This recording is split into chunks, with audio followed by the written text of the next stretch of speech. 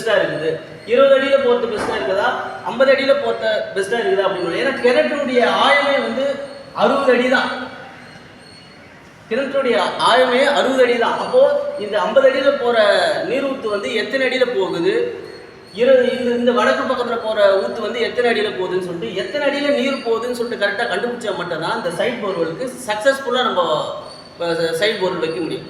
அதுக்கு வந்து நம்ம 4 திசைகளும் பார்த்து எது சக்ஸஸ்ஃபுல்லாக இருக்குது, இதில் வந்து கனெக்ட் பண்ணலாமா, இது 2 வருது, இது கனெக்ட் பண்ணி இந்த பக்கம் இப்படி உள்ளாமா அப்படின்னு சொல்லிட்டு கேட்டிங்கன்னா, இது வந்து இந்த மாதிரி போர்வெல் வந்து ஒன்று 50 அடியில் போனோம், இன்னொன்று வந்து 180 அடியில் போகும். ஸோ இது வந்து போர் வைக்கிறதுக்கு, போர் பாயிண்ட்டுக்கு வந்து இது கரெக்டாக இருக்கும். ஆனால் கிணற்றுக்கு வந்து இந்த மாதிரி மையத்தை நம்ம தேர்ந்தெடுத்தோன்னா அது ஃபெயிலியரில் போய் முடியறதுக்கும் வாய்ப்பு இருக்குது.